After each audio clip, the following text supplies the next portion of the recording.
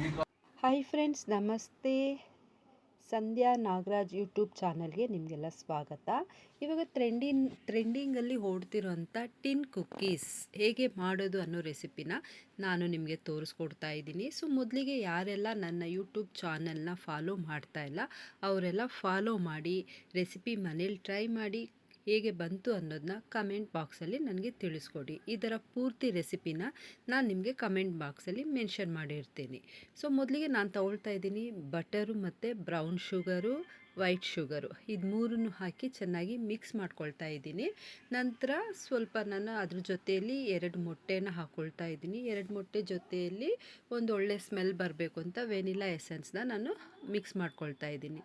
ಇದನ್ನೆಲ್ಲ ಹಾಕಿ ನಾವು ಚೆನ್ನಾಗಿ ಅದು ಕ್ರೀಮಿ ಟೈಪಲ್ಲಿ ಬರಬೇಕು, ಆ ರೀತಿಯಲ್ಲಿ ಮಿಕ್ಸ್ ಮಾಡ್ಕೊಳ್ಳೋಣ.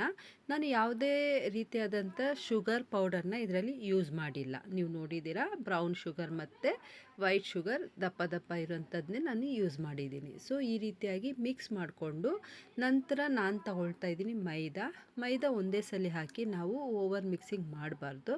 ಸ್ವಲ್ಪ ಸ್ವಲ್ಪ ಬಿಟ್ಟು ಮೈದಾನ ಆ ಒಂದು ಮಿಕ್ಸಿಂಗ್ ಜೊತೆಯಲ್ಲಿ ಮಿಕ್ಸ್ ಮಾಡ್ಕೊಳ್ತಾ ಹೋಗಬೇಕು. ನಂತರ ಲಾಸ್ಟಲ್ಲಿ ಬೇಕಿಂಗ್ ಸೋಡಾ, ಬೇಕಿಂಗ್ ಪೌಡರ್ ಇದೆರಡನ್ನೂ ಹಾಕಿ ನಾನು ಮಿಕ್ಸ್ ಮಾಡ್ತಾ ಇದ್ದೀನಿ. ಇದು ಚೆನ್ನಾಗಿ ಮಿಕ್ಸ್ ಮಾಡ್ಕೊಳ್ಳೋಣ ನಿಧಾನವಾಗಿ, ಲಂಪ್ಸ್ ಬರ್ದಿರಂಗೆ.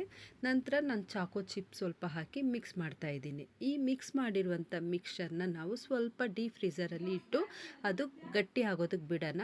ಯಾವತ್ತು ಬಟರಿಂದ ಮಾಡೋ ಕುಕ್ಕೀಸ್ನ ನಾವು ಡೈರೆಕ್ಟಾಗಿ ಬೇಕ್ ಮಾಡೋಕ್ಕೆ ಹೋಗಬಾರ್ದು, ಸ್ವಲ್ಪ ರೆಸ್ಟಿಗೆ ಬಿಡಬೇಕು. ನಂತರ ನಾನು ಅದು ಹಾಫ್ ಆನ್ ಅವರ್ ನಾನು ರೆಸ್ಟ್ ಬಿಟ್ಟಿದ್ದೆ ಕೂಲಿಂಗ್ ಆಗೋದಕ್ಕೆ. ಕೂಲಿಂಗ್ ಆಗಿರೋದನ್ನ ತಗೊಂಡು ಈ ರೀತಿಯಾದಂಥ ಒಂದು ಟಿನ್ನಲ್ಲಿ ಆಯಿಲ್ನ ಅಪ್ಲೈ ಮಾಡಿ ಸ್ವಲ್ಪ ನಾನು ಆ ಒಂದು ಮಿಕ್ಸ್ಚರ್ನ ತಗೊಂಡು ಈ ರೀತಿಯಾಗಿ ಒಂದು ಲೇಯರ್ ಹಾಕ್ಕೊಳ್ತಾ ಇದ್ದೀನಿ. ಸೈಡಲ್ಲಿ ಸ್ವಲ್ಪ ನೀವು ಐಟ್ ಕೊಟ್ಕೊಳ್ಳಿ, ಯಾಕಂದರೆ ಅದರೊಳಗಡೆ ನಾವು ಏನಾದರೂ ಫಿಲ್ಲಿಂಗ್ ಮಾಡೋದಕ್ಕೆ ಹೆಲ್ಪ್ ಆಗುತ್ತೆ. ನಾನು ಇದರಲ್ಲಿ ಪೀನಟ್ ಬಟರ್ನ ಮಿಕ್ಸ್ ಮಾಡ್ತಾ ಇದ್ದೀನಿ. ಪೀನಟ್ ಬಟರ್ ಒಂದು ಲೇಯರ್ನ ಹಾಕಿ ಚೆನ್ನಾಗಿ ಸ್ಪ್ರೆಡ್ ಮಾಡ್ತಾ ಇದ್ದೀನಿ.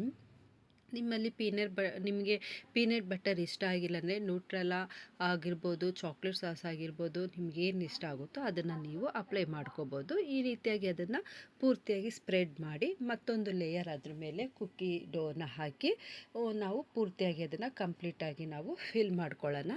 ನಂತರ ನಿಮ್ಮ ಹತ್ರ ಏನಾದರೂ ಡ್ರೈ ಫ್ರೂಟ್ಸ್ ಇರ್ಬೋದು, ಚಾಕ್ಲೇಟ್ಸ್ ಇರ್ಬೋದು, ಏನಾದರೂ ಇದ್ದರೆ ಅದನ್ನು ಮೇಲೆ ಗಾರ್ನಿಷ್ಗೆ ಹಾಕ್ಕೊಳ್ಳೋಣ. ಗಾರ್ನಿಷ್ಗೆ ಹಾಕ್ಕೊಂಡು ನಾನಿಲ್ಲಿ ಚಾಕ್ಲೇಟ್ನ ಹಾಕ್ಕೊಳ್ತಾ ಇದ್ದೀನಿ. ಈ ರೀತಿ ಕ್ಲೀನಾಗಿ ಅದನ್ನು ಸ್ಪ್ರೆಡ್ ಮಾಡಿದ ಮೇಲೆ ಚಾಕ್ಲೇಟ್ನ ಒಂದೊಂದು ಪೀಸಾಗಿ ಎಲ್ಲ ಕಡೆ ಇಟ್ಟು ನಾನು ಅದನ್ನು ಬೇಕಿಂಗು 180 ಟೆಂಪ್ರೇಚರಲ್ಲಿ ಕರೆಕ್ಟಾಗಿ 20 ಮಿನಿಟ್ಸ್ ಟೈಮ್ ತಗೊಂಡು ಬೇಕ್ ಮಾಡ್ತಾ ಇದ್ದೀನಿ. ಸೊ ಈ ರೆಸಿಪಿ ನಿಮಗೆ ಇಷ್ಟ ಆಗಿದರೆ ಕಮೆಂಟ್ ಮಾಡಿ, ಲೈಕ್ ಮಾಡಿ, ಫಾಲೋ ಮಾಡೋದು ಮಾತ್ರ ಮರಿಬೇಡಿ.